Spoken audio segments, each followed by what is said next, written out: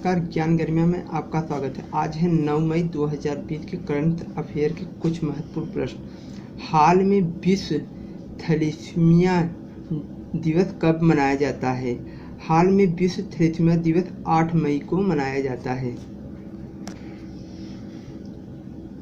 Thalassaemia रोग की रोकथाम के लिए बच्चों के स्वास्थ्य के लिए जरूरी टीकाकरण के जागरूकता फैलाने के लिए हर साल 8 मई को थैलेसीमिया दिवस मनाया जाता है। यह पहली बार 1994 ईस्वी में मनाया गया था।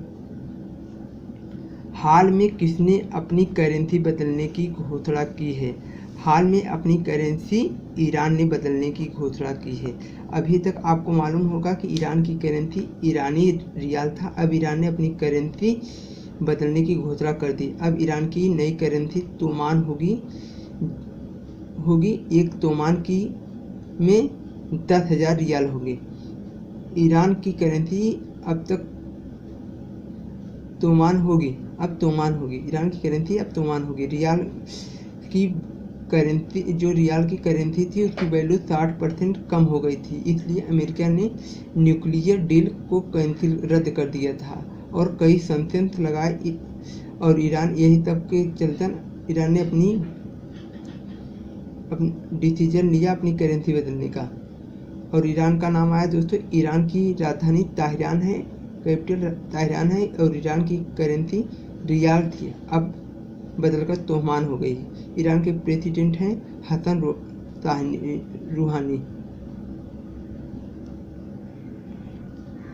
टाटा ग्रुप ने किस फार्मेसी कंपनी से 50% हिस्सेदारी खरीदी है? जेनेरिक।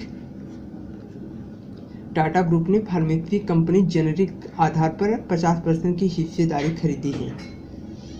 जेनेरिक आधार कंपनी ऑनलाइन इनसे सस्ती दवा मार्केट में प्रोवाइड करते हैं और इसी में टाटा ने 50% की हिस्सेदारी खरीदी है। और इस कंपनी के फाउंडेशन है अर्जुन देशपांडे जी हैं। जेनेरिक कंपनी के जो फाउंडेशन है अर्जुन देशपांडे हैं। हाल में ELS के कार का ब्रांड एम्बेसडर किसे नियुक्त किया गया? हाल में ELS के ब्रांड एम्बेसडर अजीत राहड़े को नियुक्त किया गया।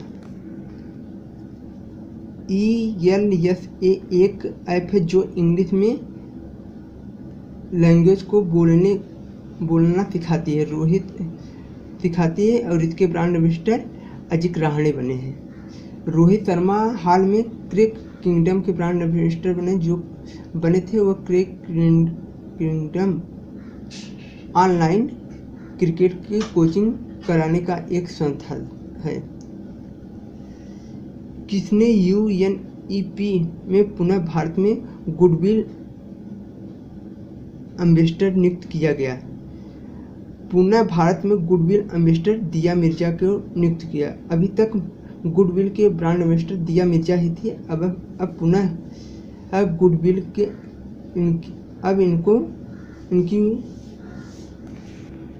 अब दिया मिर्जा का 2 वर्ष के लिए कार्यकाल बढ़ा दिया गया है।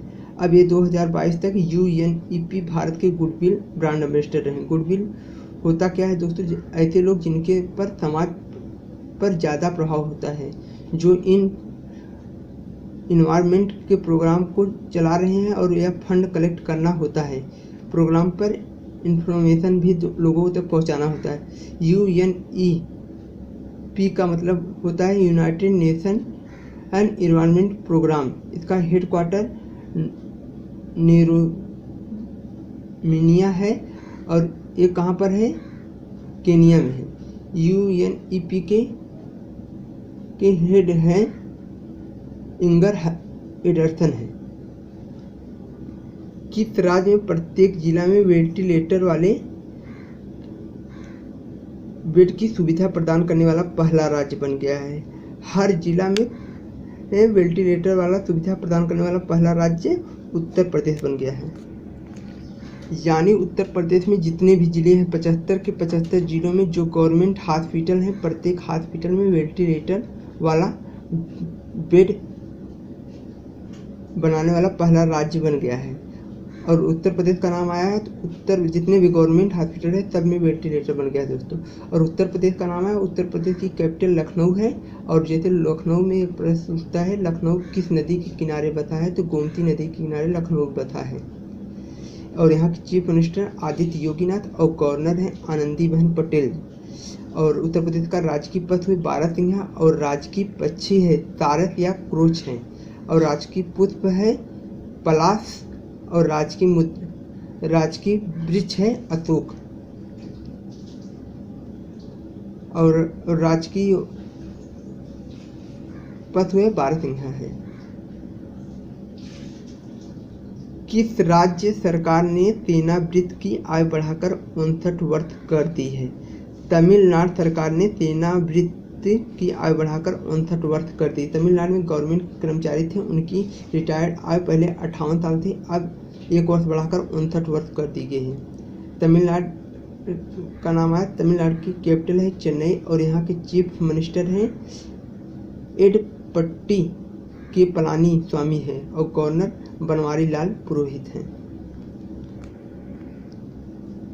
हाल में किसने धुलकर पुनः उपयोग करने जाने वाला पहला मास्क बना दिया है?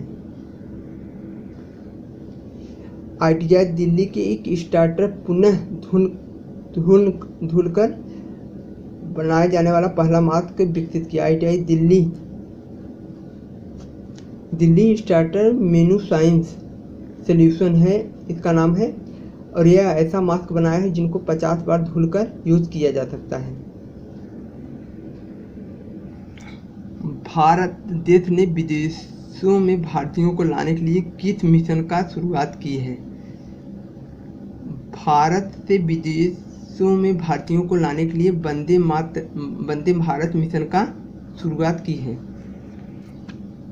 इस अभियान के अंतर्गत कोरोना वायरस लॉकडाउन के कारण विदेशों में फंसे लगभग 15,000 भारतीय नागरिकों को अपने देश भारत में वापस लाई जाएगी। और इस मिशन के द्वारा केंद्र सरकार चरणबद्ध द्वारा 7 मई से लेकर 13 मई 2020 तक 12 देशों में फंसे अपने नागरिकों को वापस लाया जाएगा। और इसके लिए केंद्र सरकार ने 64 उद्यानों का संचालन कर रही है। धन्यवाद दोस्तों, आज का वीडियो यहीं तक। वीडियो कैसा लगा लाइक करें, सब्सक्राइब करें।